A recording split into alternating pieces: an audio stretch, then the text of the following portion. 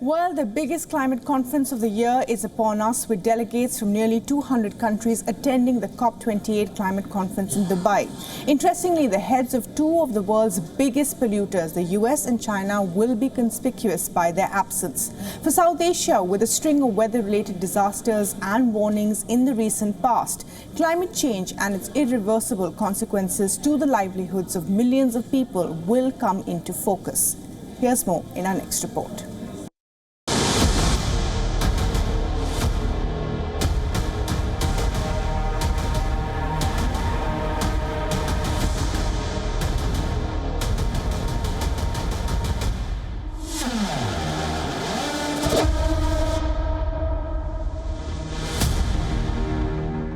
It's turned into a recurring nightmare in Pakistan.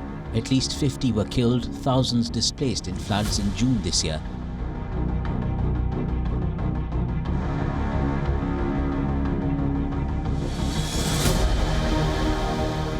This nearly a year after massive flooding killed more than 1,700 people and affected 33 million others.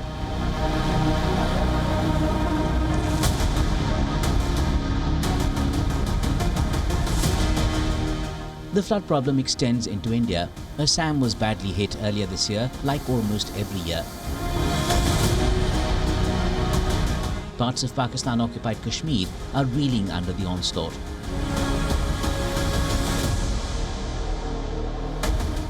Climate change-induced downpours, drought and soaring temperatures have become increasingly common across South Asia, making it a region that is one of the world's most vulnerable to impacts of global warming.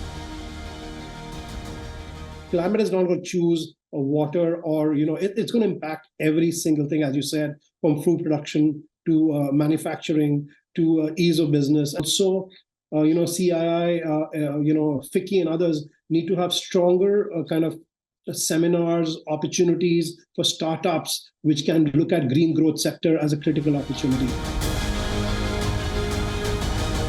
The lack of land to grow food, water shortages and displacement of populations are just some of the challenges the region is facing. A World Bank report says some 750 million people in South Asia have been affected by at least one natural disaster. Crop simulation models on wheat production up to 2050 predict a possible 16% yield decline in South Asian nations. A UN Intergovernmental Panel on Climate Change said melting glaciers and changing rainfall patterns can disrupt irrigation systems. Crop growth will be hit hard and water scarcity will rise. This will add to the region's hunger crisis. A University of Leeds study found ice from glaciers in the Himalayas is melting at least 10 times higher than the average rate over past centuries. Researchers said the Himalayas in Pakistan, Nepal and India had lost 40% of their ice over several hundred years. Then there's the displacement factor. A report published by activist group Action Aid in 2020 estimated that the region could see up to 63 million people become migrants by 2050 as a result of extreme weather events.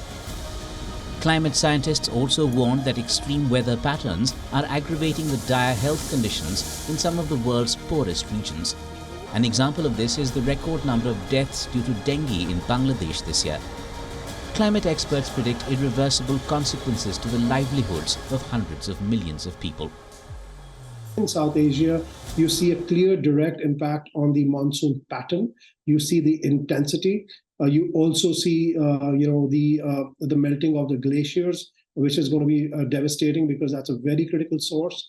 The situation of Maldives, the situation of Pakistan, the floods that devastated the country. It has a direct impact on food production. Then it has a very clear impact on, issues of, disease that comes out of floods. COP28 this year is expected to stress on the importance of collective action to stop climate change and the critical role of finance in the low-carbon transition. Fact is, it's alarm bells for South Asia like never before, if only they can be recognized for what they are. Action required cannot be stressed enough.